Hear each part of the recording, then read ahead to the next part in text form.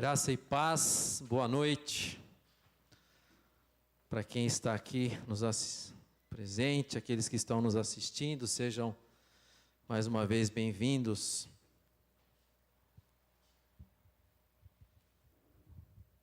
Lembrando que nossos cultos, então, agora no mês de dezembro, serão todos esse horário das 7 horas. Vamos abrir nossas Bíblias, se você trouxe, se você não trouxe, você pode acompanhar pela tela, em Atos capítulo 16. Atos 16, nós vamos ler do 16 até o 40.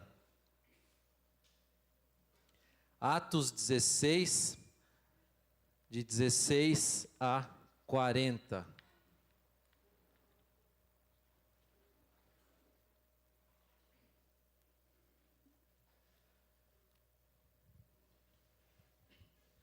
O título aqui na minha versão, NVT, Paulo e Silas na prisão. Diz assim o texto: certo dia, enquanto íamos ao lugar de oração, veio ao nosso encontro uma escrava, possuída por um espírito pelo qual ela predizia o futuro.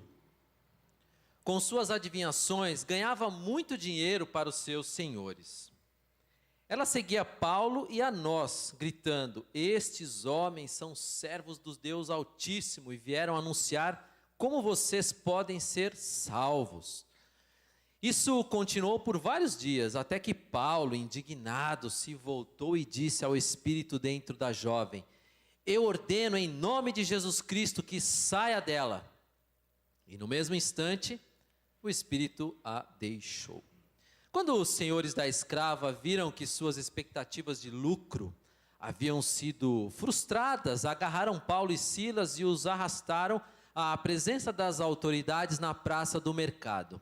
Estes judeus estão tumultuando a cidade, gritaram para os magistrados. Eles ensinam costumes que nós, romanos, não podemos seguir, pois contrariam nossas leis. Logo, uma multidão revoltada se juntou contra Paulo e Silas, e os magistrados ordenaram que os dois fossem despidos e açoitados com varas. Depois de serem severamente açoitados, foram lançados na prisão. O carcereiro recebeu ordens para não os deixar escapar. Por isso os colocou no cárcere interno, prendendo-lhes os pés no tronco.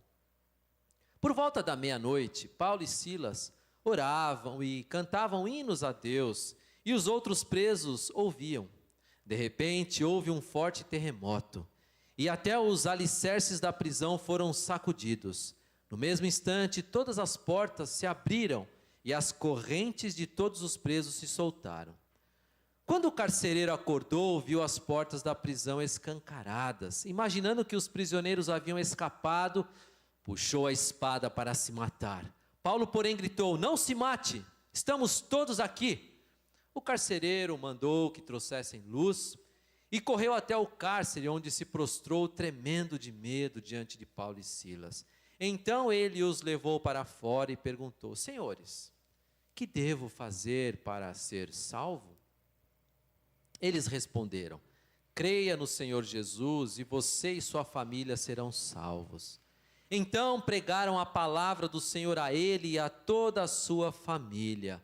Mesmo sendo tarde da noite, o carcereiro cuidou deles e lavou suas feridas. Em seguida, ele e todos os seus foram batizados. Depois levou-os para sua casa e lhes serviu uma refeição. E ele e toda a sua família se alegraram, porque creram em Deus. Na manhã seguinte, os magistrados mandaram os guardas ordenarem ao carcereiro: solte estes homens. Então o carcereiro mandou dizer a Paulo: os magistrados disseram que você e Silas estão livres. Vão em paz. Paulo, no entanto, respondeu: eles nos açoitaram publicamente, sem julgamento, e nos colocaram na prisão, e nós somos cidadãos romanos. Agora querem que vamos embora às escondidas? De maneira alguma. Que venham eles mesmos e nos soltem. Os guardas relataram isso aos magistrados, que ficaram assustados por saber que Paulo e Silas eram cidadãos romanos. Foram até a prisão e lhes pediram desculpas. Então os trouxeram para fora e suplicaram que deixassem a cidade. Quando Paulo e Silas saíram da prisão, voltaram à casa de Lídia. Ali se encontraram com os irmãos e os encorajaram mais uma vez. Depois partiram. Palavras de Deus, que Deus nos abençoe nesta meditação de hoje. O Eliezer fez um comentário aqui no início sobre nós estarmos no período do advento. E dando um pouquinho mais, aprofundando um pouquinho mais essa explicação que ele falou, assim como na nossa vida civil, na nossa vida do dia a dia, na sociedade, nós observamos, nós comemoramos algumas datas, E na vida cristã também, nós temos algumas datas, alguns períodos significativos para nós cristãos. Ou seja, nós temos algo que nós chamamos de calendário litúrgico. O que é esse calendário litúrgico, Esse calendário litúrgico é onde constam as datas, os períodos significativos de uma coisa chamada ano cristão. Calendário litúrgico, então, ele nos dirige no ano cristão. Portanto, Jesus Cristo, no ano cristão, Jesus Cristo é o centro desse calendário. A sua vida, o seu ministério, a sua morte, ressurreição e outros acontecimentos da história de Jesus, eles são lembrados e são comemorados nesse calendário que a gente chama de calendário litúrgico. E hoje, dentro desse calendário, então nós estamos vivendo aí o período do Advento. O período do Advento começou domingo passado. Ele se dá 4 domingos antes do Natal, Então, domingo passado, hoje é o segundo domingo do Advento. E nós estamos, então, no período que nós aguardamos a chegada de Jesus. O que significa advento? O termo advento significa justamente chegada, arrependimento, vinda, surgimento. Então, ou seja, por que nós estamos celebrando o advento? Justamente porque nós estamos aguardando, esperando a chegada do Messias, a chegada de Jesus Cristo, nosso Salvador. E é um período, obviamente, de alegria, um período de expectativa, assim como as crianças ficam ansiosas nesse período de Natal, esperando ganhar presentes e tal, nós também devemos criar essa, digamos, atmosfera, esse ambiente natalino. Nós temos decoração aqui na igreja e tal, uma vez que nós estamos aguardando o maior presente já dado para alguém, que é o próprio Jesus Cristo, O maior presente dado na face da terra, alguém que deu a sua própria vida em favor de nós. Então, por isso, nós precisamos sim nos alegrar e comemorar esse período, esperando a vinda do nosso Salvador, esse que veio para nos dar muito mais que uma vida, nos dar a vida eterna. Esse sim, então, é o verdadeiro sentido do Natal, esse é o verdadeiro sentido que nós temos que comemorar, Os demais presentes que a gente dá e recebe são frutos da sociedade que nós vivemos. E antes que você se preocupe, eu não tenho nenhuma dificuldade quanto a isso, ok? Pode dar presente, não tem problema. Inclusive, se você não tiver para quem dar presente, quem não tem filho, estou à disposição. Se a gente bate um papo depois, não tem problema. Pode dar presente à vontade. Única coisa que a gente pede é que vocês não alterem o verdadeiro sentido do Natal, o verdadeiro significado. Não inverta os valores, especialmente quanto às crianças, A gente precisa transmitir os valores corretos às crianças, O valor correto às crianças é mostrar que o verdadeiro Natal é a vinda, é o nascimento de Jesus, Nunca troque Jesus pelo Papai Noel, tá bom? Portanto, já que estamos no período do Advento, eu queria então conversar essa noite com vocês justamente sobre esse impacto que Jesus pode causar nas nossas vidas, E o tema que eu dei para a nossa mensagem então hoje é: a chegada de Jesus muda tudo em nossas vidas. Nós estamos no Advento, chegada, esperando Jesus. E o que Jesus faz quando Ele chega na nossa vida? Ou pelo menos deveria fazer. Eu não sei se vocês que estão conosco todos ou assistindo a gente aqui, vocês já tiveram a oportunidade, o privilégio de entregar suas vidas a Jesus, ou seja, esse Jesus que nós estamos referindo, a qual daqui a alguns dias nós iremos comemorar o nascimento, a chegada dele. Mas primeira coisa, o meu desejo sincero do meu coração, para você que está aí nos vendo ou que está aqui com a gente, é que você entregue a sua vida, que você seja tocado pelo Espírito Santo, e entregue a sua vida, entregue o seu coração a Jesus, né? Você não vai se arrepender, isso trará muita felicidade ao seu coração. Muito mais do que uma criança que aguarda, muito mais do que uma criança que fica feliz com aquele presente que ela ganha de Natal, que ela tanto espera o ano todo, nós iremos ficar quando recebermos, ou se nós já recebermos Jesus nas nossas vidas. Agora, se você já recebeu Jesus em sua vida, você consegue se imaginar sem Jesus? Ou seja, você consegue imaginar a sua vida antes de você ter aceitado ou recebido Jesus Cristo? Algumas pessoas, como eu, por exemplo, né, nasceram aí num lar evangélico, né, então não tiveram aquele impacto, né, de uma salvação, de uma experiência de conversão marcante, ou algo extraordinário que proporcionou uma mudança da água para o vinho. Tem muitas pessoas que têm uma conversão dessa forma, né? E às vezes nós que não temos esse tipo de conversão, pode parecer que após a chegada de Jesus em nossa vida, muita coisa não mudou, ou não houve alguma mudança, ou uma mudança significativa, né? Mas se nós formos fazer um exercício mental e tentar imaginar como seria a nossa vida sem Jesus, perceberemos facilmente que houve sim mudança. E perceberemos também que a chegada de Jesus em nossas vidas, ainda que de forma, digamos assim, discreta, né, de uma forma comum, de uma forma normal, sem algum acontecimento extraordinário, ele causou, né, ou continua causando mudanças, né? Aliás, se não causou né, não tem causado ou não está causando, alguma coisa está errada. Afinal, se alguém está em Cristo, disse o apóstolo Paulo, nova criatura é.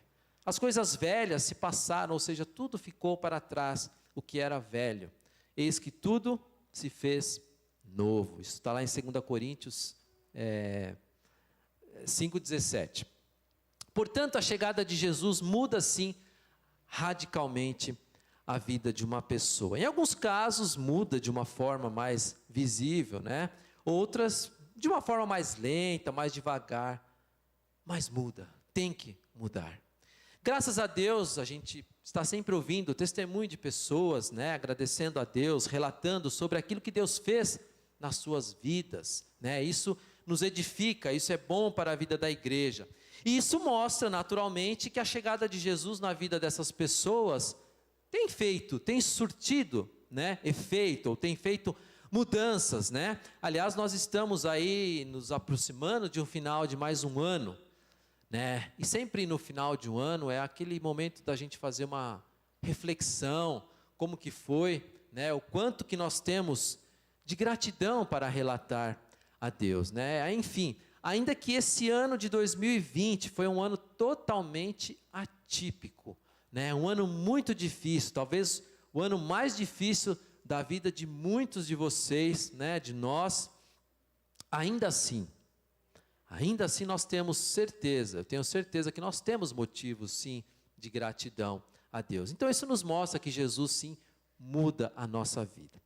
No nosso texto que nós lemos, o texto base de Atos 16, nós vemos então a história de Paulo e Silas, né, quando eles foram açoitados e presos após expulsarem, em nome de Jesus Cristo, um espírito adivinhador de uma jovem possessa. Essa jovem, ela era uma escrava, ela ganhava dinheiro para os seus senhores fazendo esse tipo de serviço, né? Ela, digamos assim, ela alia a mão das pessoas. Aliás, queria ver se ela trabalhasse nos dias de hoje, né? O tanto de álcool gel que a gente passa na mão, eu duvido que ela ia ganhar um dinheiro, ela não ia conseguir ler nada.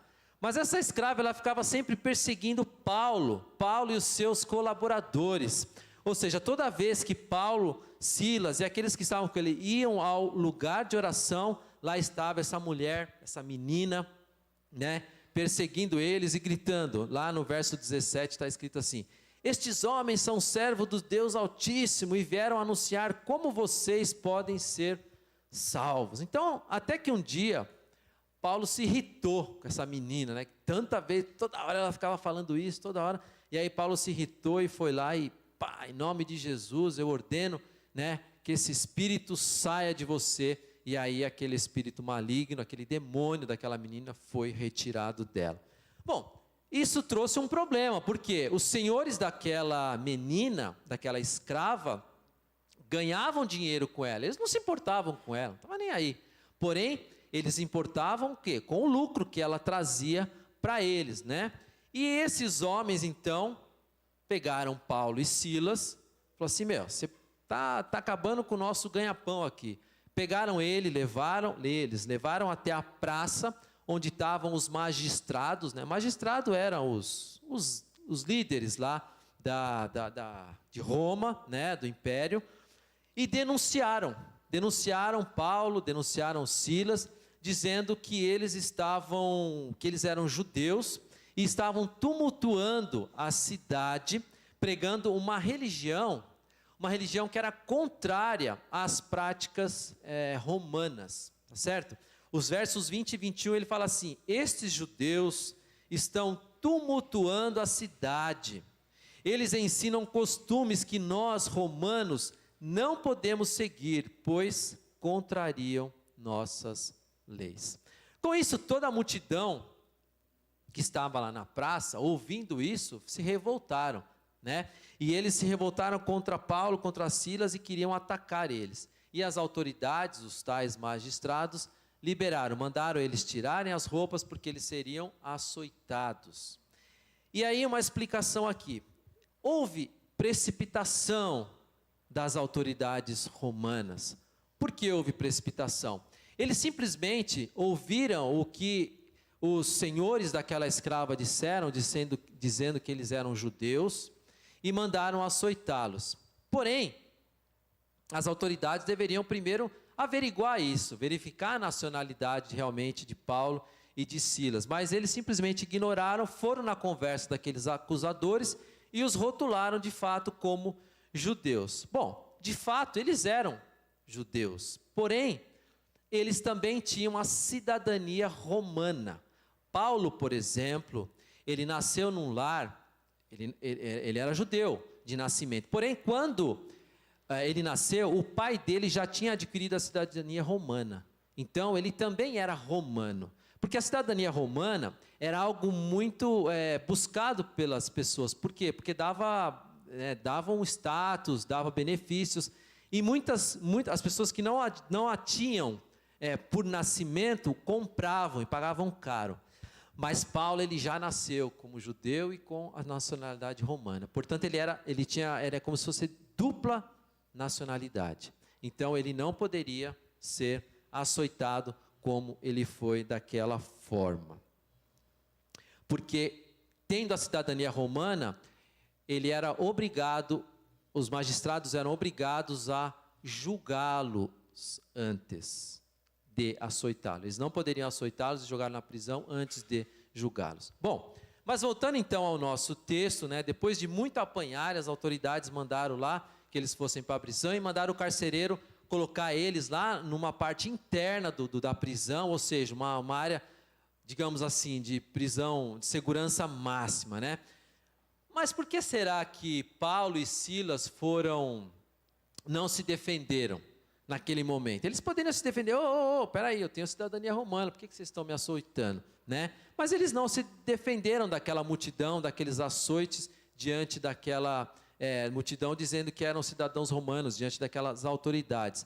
E Paulo e Silas, é interessante porque eles foram presos, porque eles estavam pregando o evangelho, eles estavam fazendo a vontade de Deus, né? Bom, depois no texto a gente vai percebendo que eles não se defenderam simplesmente por quê? Porque Deus tinha um plano na vida deles, né? Especialmente na vida do carcereiro, da sua família, e nós vamos ver isso mais para frente. Mas afinal, a gente quando olha esse texto, que Deus é esse? A gente fica se perguntando, que Deus é esse que permite que os seus servos, que estão fazendo a vontade dele, sejam humilhados em praça pública, né? presos numa cela de segurança máxima, como se fossem dois bandidos perigosos para a sociedade, porque simplesmente estavam fazendo a vontade dele, né? Lembram do tema da nossa mensagem? A chegada de Jesus muda tudo em nossas vidas. A chegada de Jesus em nossa vida faz com que nós estejamos prontos e preparados para enfrentar, assim como Paulo e Silas enfrentaram qualquer situação. Olha o que Jesus diz lá em Mateus, capítulo 5, nos versículos 10 e 11, esse texto faz parte do Sermão do Monte. Mateus 5, 10, 11 e 12 diz assim: felizes os perseguidos por causa da justiça, pois o reino dos céus lhes pertence. Felizes são vocês quando por minha causa sofrerem zombaria e perseguição, e quando outros, mentindo, disserem todo tipo de maldade a seu respeito. Alegrem-se e exultem, porque uma grande recompensa os espera no céu. E lembrem-se de que os antigos profetas foram perseguidos da mesma forma. Paulo e Silas, então, pregando o evangelho de Jesus, agindo como judeus em solo romano, eles sabiam, eles conheciam as leis romanas e sabiam que eles poderiam sofrer consequências por conta dessa atitude deles. Mas eles não tiveram medos, né? Eles foram obedientes à ordem de Deus. A chegada de Jesus na vida deles mudou tudo. Aliás, Paulo, se vocês lembrarem, antes, Saulo, ele era perseguidor dos cristãos. Ele era o cara que perseguia os crentes. Ele mandava fechar, ele mandava prender, ele seguia aqueles que pregavam o evangelho. E esse sim mudou da água para o vinho quando Jesus chegou na vida dele. Ele passou de perseguidor a anunciador do evangelho de Jesus Cristo. Percebam que mesmo em meio todo aquele sofrimento que eles estavam passando por causa de Jesus, por causa do que eles estavam fazendo, eles não deixaram de confiar no Deus, né? Eles não deixaram de acreditar no tudo posso naquele que me fortalece, de amar a Deus a quem eles estavam servindo, de adorar aquele Deus que os escolheu para serem seus filhos. Paulo e Silas, diz o texto, que eles cantavam e oravam em voz alta à meia-noite, ou seja, era tarde, eles deviam estar cansados, deviam estar com sono, mas eles não deixaram de cantar e orar, servindo ali a Deus, para aqueles que estavam presentes ouvirem o que estava acontecendo na vida deles. Mesmo eles passando por toda aquela tribulação, toda aquela dificuldade, assim mesmo eles estavam servindo a Deus ali dentro daquele cárcere. Charles Spurgeon, um grande pregador, ele é chamado de príncipe dos pregadores, ele diz o seguinte, abre aspas: é fácil cantar quando conseguimos ler a partitura à luz do sol, mas o cantor habilidoso consegue cantar quando não há sequer um raio de luz para iluminar as notas. Os cânticos noturnos vêm somente de Deus, não se encontram ao alcance dos homens. Fecha aspas. Mas afinal, por que Paulo e Silas então foram presos, né? Qual foi o propósito? Com que propósito? Então, se a gente olhar do verso 26 em diante do nosso texto, nós vamos passar a entender justamente o propósito daquela situação, o propósito porque Paulo e Silas estavam passando por aquele sofrimento todo. Paulo e Silas, eles não estavam na prisão porque eles expulsaram um demônio daquela menina. Paulo e Silas, eles não estavam naquela prisão porque os senhores daquela escrava, daquela menina, estavam perdendo dinheiro e foram lá denunciá-lo às autoridades romanas. Paulo e Silas, eles não estavam naquela prisão porque os cidadãos romanos não queriam que eles fossem uma ameaça aos costumes daquele povo.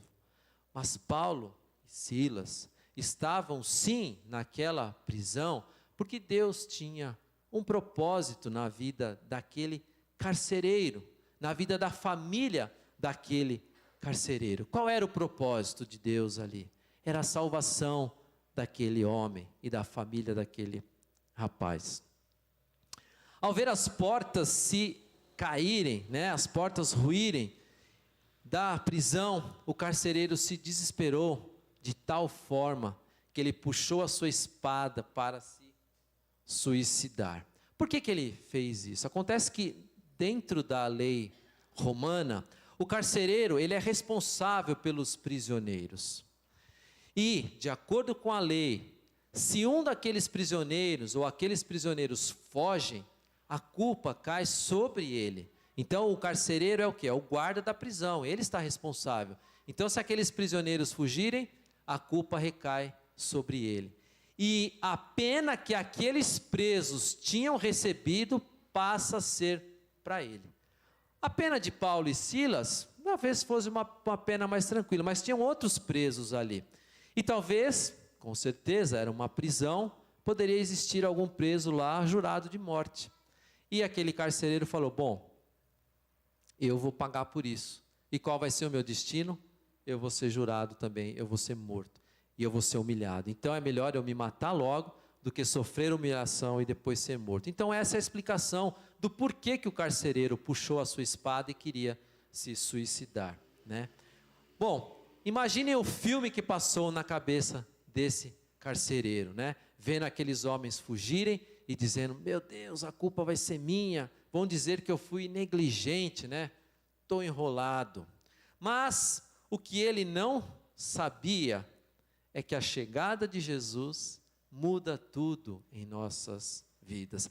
Paulo e Silas, eles não agiram como pessoas comuns, digamos assim. Eles não agiram como os outros presos agiriam, como qualquer outra pessoa agiria. É óbvio que nessa situação, a primeira atitude que você quer é fazer o quê? Fugir. Ora, Paulo e Silas não tinham culpa. Por que eles estavam presos? Então, eles podiam pensar, bom, se essas portas se abriram, é Deus, vamos fugir, né? Mas eles não agiram assim, porque o Espírito Santo estava ali com eles, né? Mas Paulo e Silas, eles tinham Jesus em suas vidas. Esse Jesus que muda tudo quando chega em nós. E interessante que eles, além de não fugirem, eles viram que o carcereiro estava desesperado. E eles gritaram, não se suicidem, todos nós estamos aqui. Vamos combinar, né? Quem em sã consciência teria uma atitude dessa, né? Só pode ter uma atitude desse tipo realmente nós, ou pessoas que foram transformadas por esse Jesus que muda tudo quando ele chega nas nossas vidas. Qual tem sido então, muitas vezes, a nossa atitude diante de algumas, digamos assim, oportunidades que a gente passa, de dar aquele jeitinho brasileiro, né? De repente um imposto, né, que você resolve sonegar, ou um troco que você recebe a mais e não devolve, ou um guarda no trânsito, se ele te pega e você, de repente, fica tentado a dar um suborno. Então são situações, oportunidades, no nosso dia a dia, que nós temos condições de dar o nosso testemunho. E qual tem sido o nosso testemunho? Paulo e Silas, eles tiveram uma grande oportunidade de fugir daquela prisão e acabar com aquele sofrimento que eles estavam passando. Mas o Espírito Santo, que habitava na vida deles, não permitiu que eles fugissem. O testemunho de Paulo e Silas foi tão grande que o carcereiro se prostrou diante dele. E o que o carcereiro falou? Olha, o que devo fazer para ser salvo? Vejam que Paulo e Silas não falaram nada para o carcereiro, simplesmente falaram para ele não se suicidar, porque eles estavam lá. Eles não pregaram o evangelho, eles não apresentaram Jesus Cristo para aquele carcereiro. E o carcereiro foi lá e falou, o que devo fazer para ser salvo?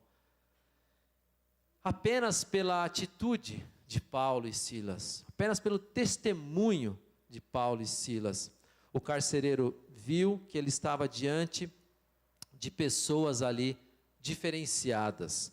O carcereiro viu que eles eram pessoas realmente diferente dos outros presos, diferente de tudo que aquele homem já tinha passado na vida dele como guarda de prisão. Eles eram pessoas honestas, pessoas do bem, pessoas que impediram, pessoas que mostraram amor por ele, impediram que ele se suicidasse. Que testemunho brilhante que Paulo e Silas tiveram ali naquela prisão. De fato, quando Jesus entra na nossa vida, tudo muda. E o carcereiro desejou que esse Jesus de Paulo e Silas então entrasse na vida dele. Mas não só, aliás, na vida dele, mas como na vida de toda a sua família. Naturalmente que Paulo e Silas, aproveitaram a oportunidade e levaram o carcereiro para fora, diz o texto, e apresentaram Jesus e foram até a casa dele. E a partir da chegada de Jesus na vida daquele carcereiro, imediatamente as suas atitudes mudaram da água para o vinho. Aquele que antes tinha recebido uma ordem e cumprido, tinha amarrado os pés de Paulo e Silas naquela prisão. Agora, diz o texto no verso 24, que ele estava cuidando, aliás, no verso 33, agora estava cuidando deles e lavando as suas feridas, diz o texto no verso 33. Parece que realmente a chegada de Jesus muda, a nossa vida, como mudou a vida de Paulo, de Silas e desse carcereiro. O carcereiro continuou a cuidar de Paulo e Silas. Ele levou Paulo e Silas para a casa dele, e participou, ou seja, deu um banquete para eles, celebrando aquele momento único da vida dele, onde Jesus tinha chegado na vida dele. Quero concluir então, como disse no início, nós estamos num período de celebração por conta do advento, período que antecede a chegada de Jesus ao mundo. De fato, dezembro é um mês muito especial, é um mês diferente, um mês mais alegre, um mês mais festivo. As pessoas ficam generosas, as pessoas ficam mais amorosas, elas ficam mais sensíveis, as decorações mudam, nós mudamos a nossa decoração nas nossas casas, na cidade, a cidade fica iluminada, tudo para comemorar o Natal. Enfim, tudo isso de fato é válido, sim, é muito bonito, eu particularmente não ligo muito, mas eu gosto, eu acho bonito, A Vanessa coloca as luzinhas lá em casa, a árvore, e eu gosto, eu acho bonito. Não espere que eu faça, mas ela faz. Então, amém, glória a Deus. Mas o nosso desafio nesta noite é fazer uma reflexão nas nossas vidas. Fazer uma autoanálise de quanto a chegada de Jesus tem de fato mudado as nossas vidas. Do quanto a chegada de Jesus tem mudado as nossas atitudes, o nosso comportamento. Será que as minhas atitudes de fato têm refletido que eu tenho Jesus no meu coração? Ou, na prática, eu ainda estou no advento, ainda estou esperando, estou aguardando de fato a chegada de Jesus na minha vida? Eu já o aceitei, mas na prática isso não tem demonstrado mudanças, As minhas atitudes têm mostrado que esse Jesus que nós comemoramos, o seu nascimento daqui a alguns dias, algumas semanas, já tem de fato habitado na minha vida? O quanto a chegada de Jesus tem sido enxergada, tem sido vista por aqueles que estão ao meu redor, por aqueles que estão na minha casa, assim como o carcereiro viu na vida de Paulo e Silas, que eles tinham um diferencial que era Jesus. O maior projeto de Deus para as nossas vidas é a salvação. O projeto de Deus para a vida da nossa família, dos nossos amigos, daqueles que estão ao nosso redor, é a salvação. Bom, e para você que ainda está na expectativa da chegada de Jesus em sua vida. Ou seja, se você ainda não teve esse encontro pessoal com Ele, se você ainda não convidou esse Jesus do Natal, esse Jesus que nós comemoramos e estamos aguardando no período do Advento para entrar em sua vida, fica aqui o meu convite para que você entregue a sua vida a Jesus, para que você o convide para entrar no seu coração, agora mesmo. Não espere. Se você está nos ouvindo em casa e ainda não teve essa oportunidade também, entregue a sua vida a esse Jesus. Tenho certeza que a chegada de Jesus vai mudar a sua vida, assim como tem mudado a vida de muitos, assim como tem mudado a minha vida, assim como tem mudado a vida de você aí que nos assiste. Dê esse presente de Natal para você mesmo, né? Não perca mais tempo vivendo sem Jesus. Eu queria então orar com vocês agora. Tanto você que ainda não entregou sua vida a Jesus, ou se você já entregou, mas ainda tem tido uma dificuldade de viver de uma forma diferenciada, ou deseja viver de fato de uma forma diferenciada, demonstrando aos outros sobre a chegada de Jesus em sua vida, viver de uma forma intensa ao lado desse Jesus. Feche os seus olhos agora. Senhor, nós te louvamos e nós te agradecemos porque nesse período do Advento, período em que nós comemoramos e celebramos e aguardamos a chegada de Jesus, nós agradecemos porque o Senhor se deu a nós. Esse foi o maior presente que nós podíamos receber. Nós agradecemos porque temos essa oportunidade, essa liberdade, diferente ali de Paulo e Silas, naquela cidade, que foram presos por falar do Senhor. Nós podemos de forma livre também anunciar o Teu Evangelho, Pai. Aqui nós estamos querendo que a Tua Palavra faça sentido na vida de todos que estão aqui, ou na vida daqueles que nos assistem, Pai. Aqueles que ainda não puderam ou não tiveram essa oportunidade, que o Senhor toque nos seus corações e que haja salvação, Pai, e que haja entrega. E aqueles que já entregaram suas vidas a Jesus, que nós possamos viver de forma intensa, Pai.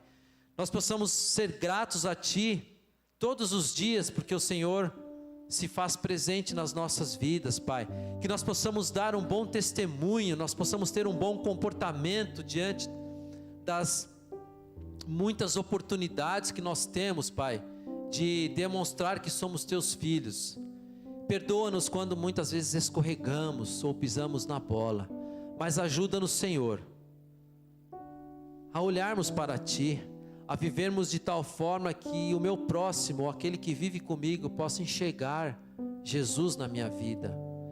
Que a chegada de Jesus nas nossas vidas possa de fato trazer mudanças a ponto daqueles que estão ao meu redor enxergarem essas mudanças a ponto de eu passar a viver de forma realmente diferente, Pai, de eu dar um bom testemunho, de eu crer que o Senhor cuida das nossas vidas, Pai, crer que o Senhor realmente cuida de mim, e é ao Senhor em que eu devo glorificar, que eu devo agradecer todos os dias por tudo que o Senhor tem feito. Obrigado porque o Senhor mandou Jesus Cristo ao mundo, Pai. O Senhor mandou o seu único Filho para morrer em nosso lugar. Aleluia por isso, Pai. Obrigado porque o Senhor demonstrou tão grande amor pelas nossas vidas, Pai. E de forma gratuita, o Senhor nos deu Jesus. O Senhor nos deu a salvação. Ó Deus, que nós possamos anunciar essa salvação àqueles que estão ao nosso redor, Pai. Em nome de Jesus, Pai. Haja através de nós, Pai. faça uma obra na minha vida e na vida de todos que estão aqui e daqueles que estão nos ouvindo, Pai. Em nome de Jesus. Amém. Que Deus abençoe a vida de todos vocês.